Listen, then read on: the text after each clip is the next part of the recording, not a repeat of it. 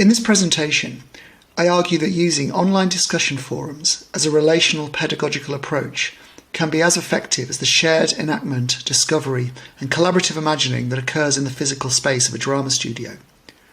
These forums are essential processes of social exchange for successful learning.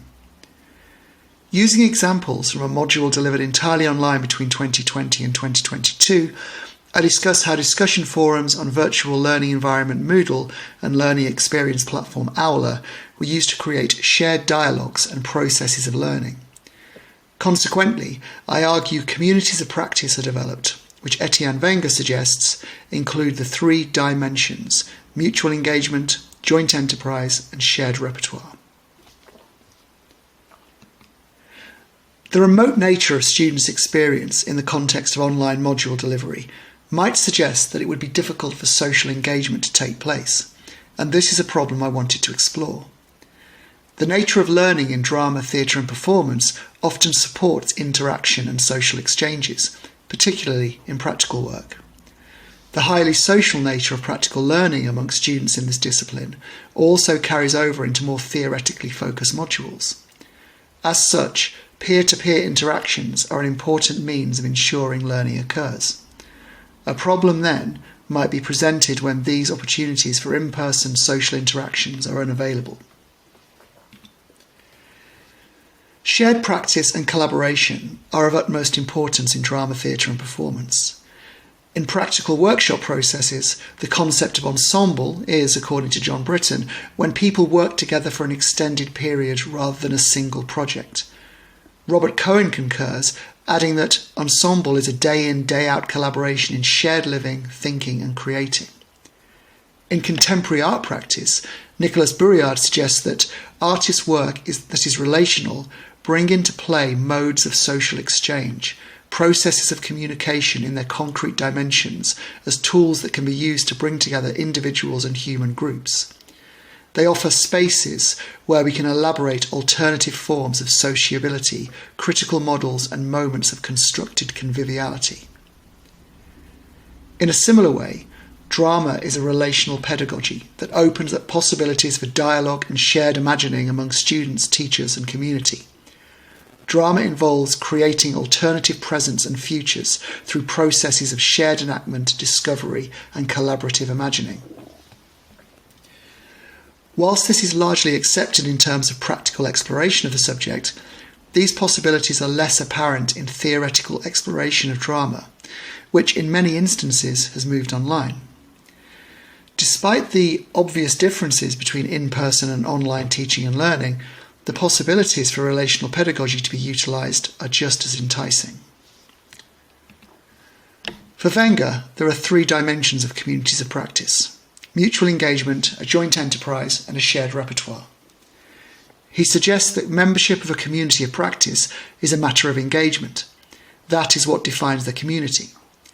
In in-person settings, geographical proximity can assist with engagement, although it's not always the case that being in the same room equals interactions, meaningful or otherwise.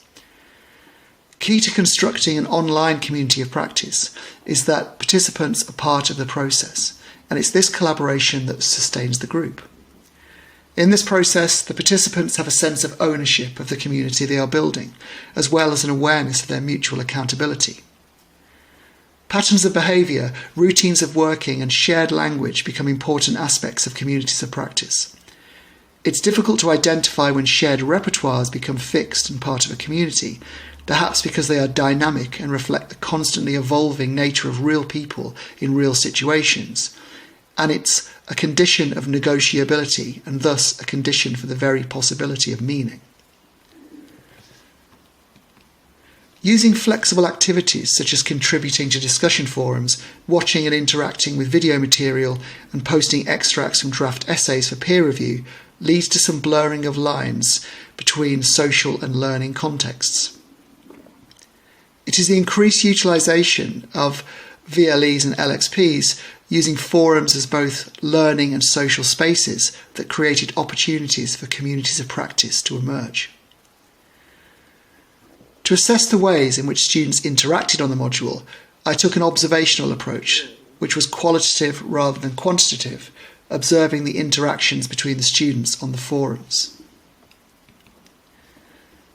Rather than logging the volume of observations, although I noted that it seemed higher than in previous sessions, my qualitative assessment of the content in discussion forums has been organised into the following thematic areas: depth and breadth of contributions, reciprocity and shared understanding, improved student engagement, and development of critical dialogues.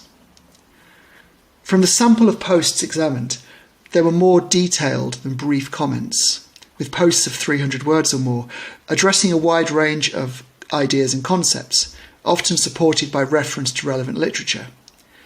Often, comments referred to previous posts. This did not always mean that students agreed with each other, rather they counteracted opinions, often with evidence, having an effect on offering provocations for further discussion. The content of the interaction suggested that students were operating in a supportive and collegiate manner, the tone of the written comments being mutually supportive.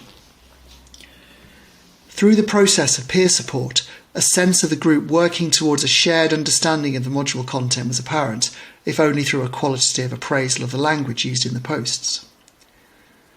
There was improved student engagement, and many of the forum posts were substantial, presenting ideas and opinions in some detail.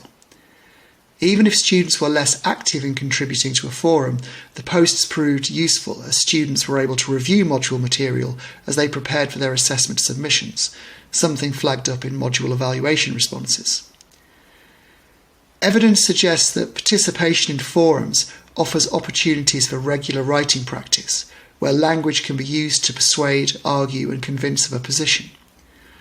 All students could read their peers' work and benefit from essential critical dialogues, opening many possibilities for debates to emerge, supporting the development of a community of practice. My observations of the students' interactions revealed mutual support and respect for everyone's contribution to the learning process. The communities of practice, I suggest, began to emerge in these kinds of exchanges through appreciation for each other's involvement, cultivating a sense of togetherness.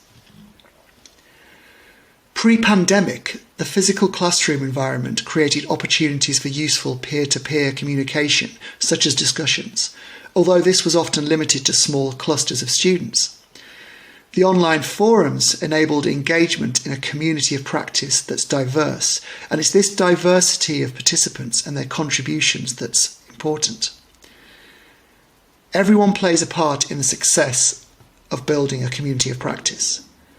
Based on my observations of students' online forum interactions, the participants seem willing to invest in this community in ways that support, nurture, and show kindness to others within it.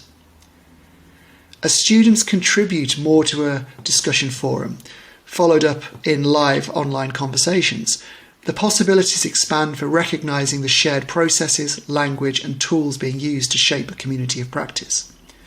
The students' interactions demonstrated a sense of new relationships emerging, and in doing so, new skills in collaboration were forged and shared languages emerged.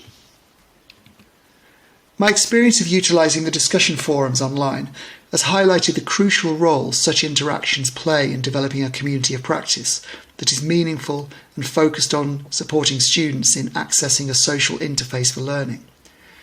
The bigger picture might suggest that we should use the communities of practice developed online as a means of cultivating live face-to-face communities. Using online communities of practice as a bridge to this on-campus world is an opportunity not to be overlooked. Based on these initial findings and conjecture around the ways in which online communities of practice can be developed alongside on-campus settings, I note two key learning points. Online learning is not simply an adjunct to or a substitute for face-to-face delivery. The coexistence of online and on-campus worlds is mutually beneficial. Both worlds should be afforded the same importance so that they work together effectively. Being remote does not mean being isolated. In the first lockdown of 2020, many people appeared to seamlessly continue their social lives by moving to online platforms. Whilst this was, of course, no substitute for face-to-face interactions, this demonstrated that it is possible to make an online world an extension of a normal world. Again, significance here is placed on the connections between these two realities. If there is a link between what is experienced in person and what happens online, a digital experience does not need to feel detached. Therefore, if students can make connections, however small, between the screen and the physical classroom, this may have a positive effect on both experiences.